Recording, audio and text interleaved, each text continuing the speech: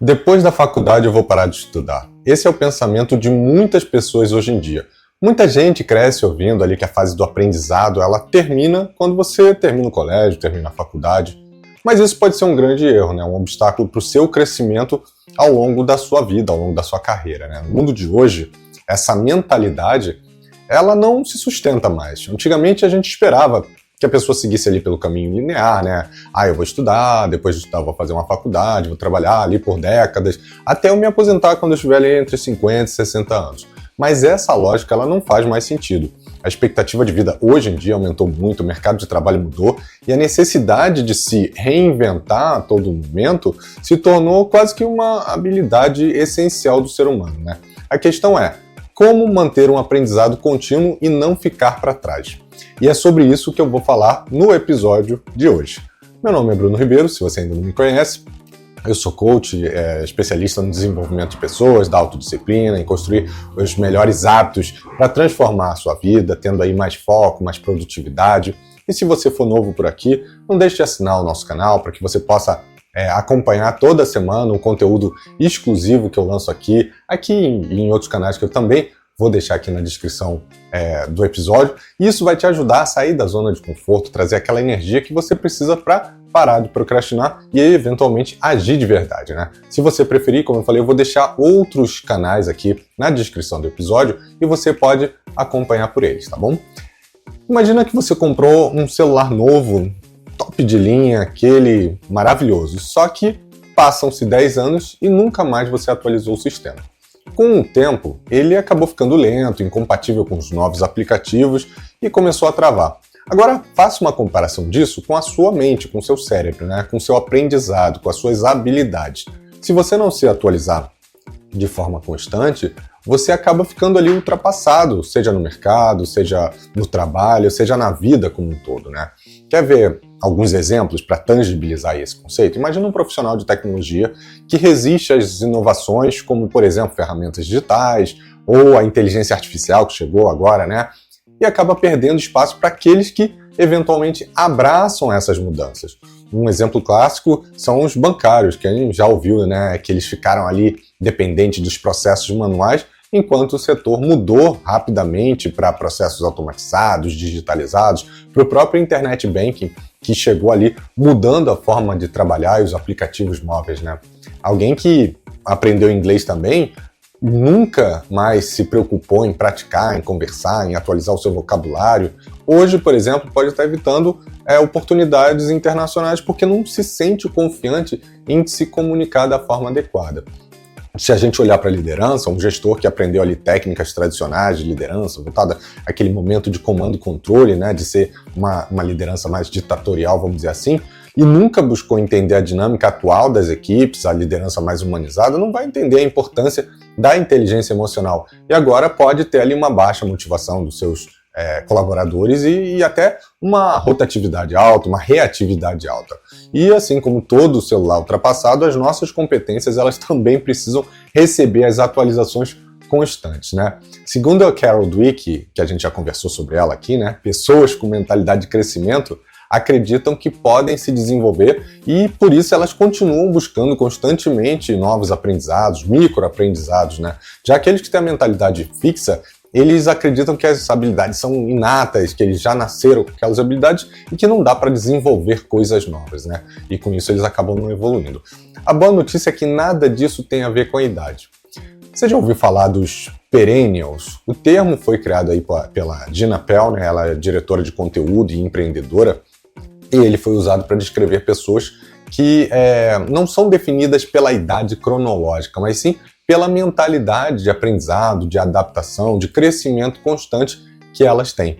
E esses perennials, eles estão sempre curiosos, eles estão sempre abertos a novas ideias, dispostos a aprender, independente da idade. Isso pode inclusive acontecer no contrário, né? Pessoas novas que não têm curiosidade. E essas pessoas, elas se destacam no mercado de trabalho, nas relações pessoais, no estilo de vida, porque elas não acreditam que exista aquele prazo de validade, né? Isso daqui eu só vou aprender até tal idade. Isso significa que um profissional de 50 anos pode continuar inovador, pode continuar competitivo, assim como um jovem de 25 pode já estar obsoleto se ele não continuar aprendendo depois da faculdade, né? Essa semana, inclusive, eu participei de um evento que ele falava muito sobre isso, né? Os gurus e os guris, né? Os gurus são aqueles que têm o aprendizado, a experiência, que muitas vezes são negligenciados ou foram negligenciados no passado, né? Por conta das suas idades. E os guris são a nova geração que muitas vezes vem com uma energia muito grande, mas que precisam ali direcionar essa energia para que eles sigam no caminho correto. E a junção desses dois, às vezes, é muito boa, né?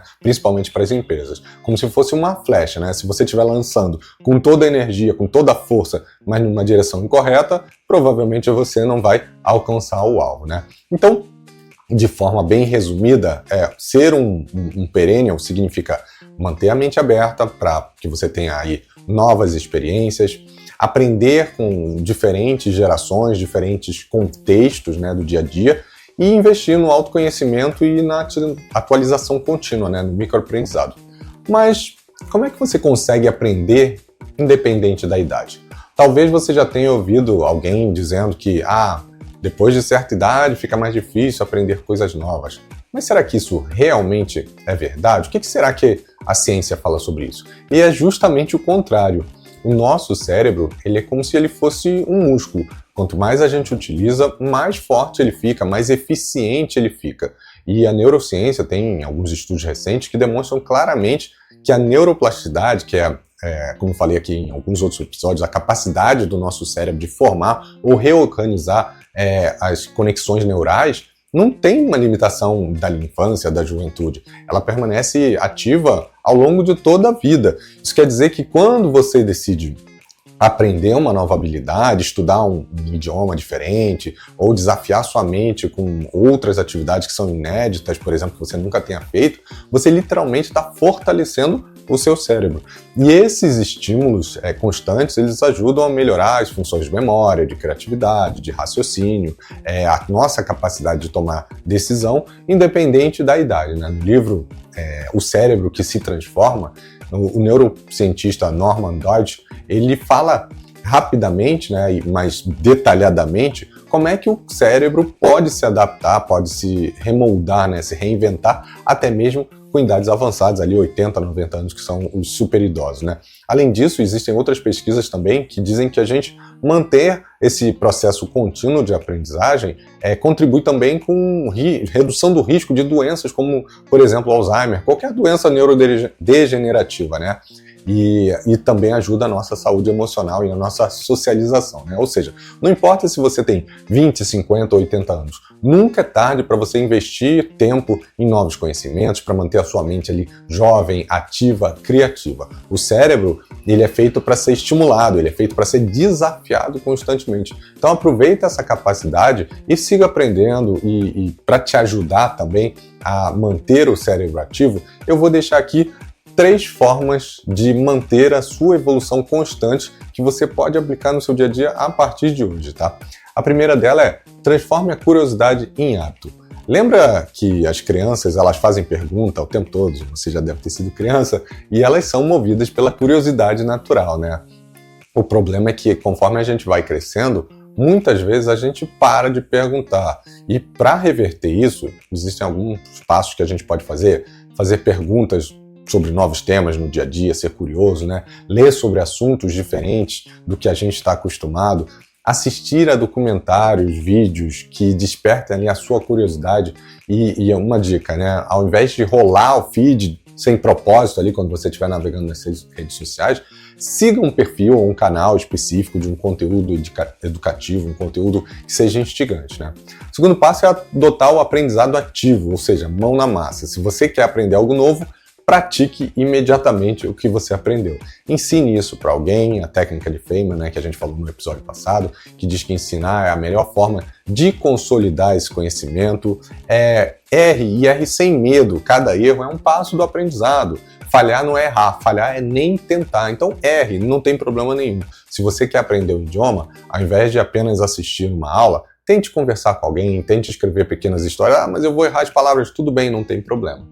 E o terceiro passo é criar um ambiente que favoreça o seu aprendizado.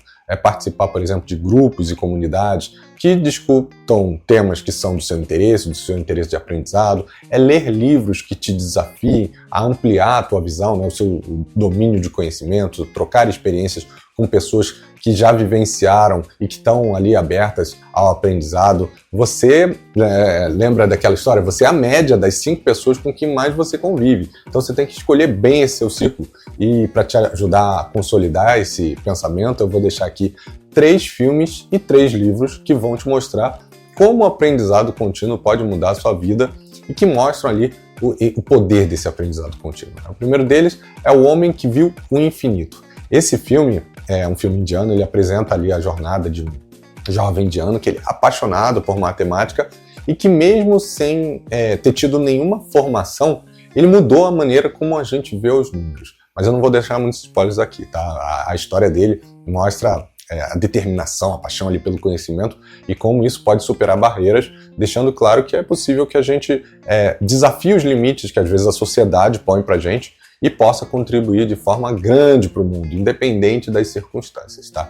O segundo filme tem muito a ver aí com a galera de informática, né? O Jogo da Imitação, né? Inspirado ali na vida do Alan Turing, e esse filme ele fala sobre a persistência, a resiliência, aquele pensamento criativo, a coragem de transformar um desafio que ali era aparentemente impossível em uma conquista que mudou a história, né? Ele precisou enfrentar ali preconceitos, quem já assistiu sabe quais são, e algumas limitações para decifrar o código que os nazistas usavam durante a Segunda Guerra Mundial, ensinando que a verdadeira inteligência não está ali só no QI, está na capacidade de continuar aprendendo e se adaptando diante dos obstáculos. E o terceiro, esse é pesado porque faz a gente pensar, dá até um nó na garganta, é A Procura da Felicidade, que é baseado na história do Chris Gardner, e é uma aula prática de resiliência, né? De determinação, de aprendizado.